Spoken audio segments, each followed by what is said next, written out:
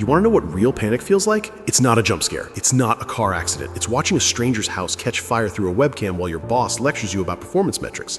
I work remote tech support, the boring kind, password resets, webcam issues, 8 hours a day of fixing problems that somehow exist because people refuse to read instructions.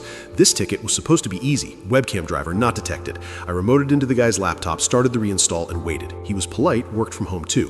While the update ran, he said, "I'm gonna grab a coffee," and walked off. He left the webcam on. So now I'm staring at his empty kitchen through a little video window in the corner of my screen. Not unusual, happens all the time. I was half paying attention when I noticed something off. Smoke. At first it was thin, barely there. I assumed steam, maybe a kettle.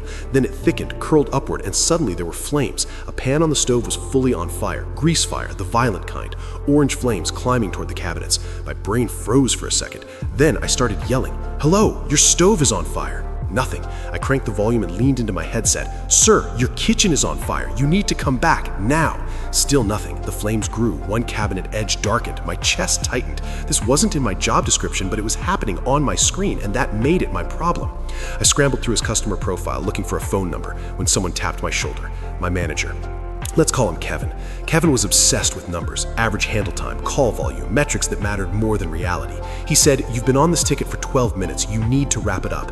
I didn't even look at him. I just pointed at the screen. "Kevin, his house is on fire." Kevin sighed. Actually sighed. He said, "That's a screensaver or virtual background. Disconnect and move on." Before I could stop him, he reached for my mouse to end the remote session. I slapped his hand away. The entire floor went silent. Yes, I know, massive HR violation, but the flames on my screen jumped higher and I didn't have time to argue corporate policy.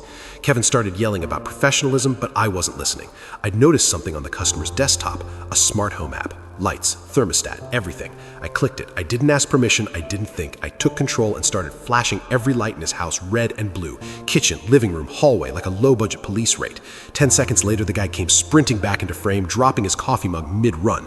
He saw the stove and made a sound that was pure panic. He grabbed a fire extinguisher from under the sink, thank God, and emptied it onto the stove. White powder everywhere, flames gone. Smoke hung in the air. He stood there, coughing, staring at the mess. Then he looked at the webcam, at me, and gave a thumbs up. Just a thumbs up. I ended the session. HR got involved. I got written up for unprofessional conduct, unauthorized access, and physical contact with management. Kevin avoided me after that. But here's the thing. That guy still has a kitchen, and every time someone talks to me about metrics or efficiency, I remember that somewhere out there is a man whose house didn't burn down because a bored tech support agent broke every rule for 30 seconds. Worth it.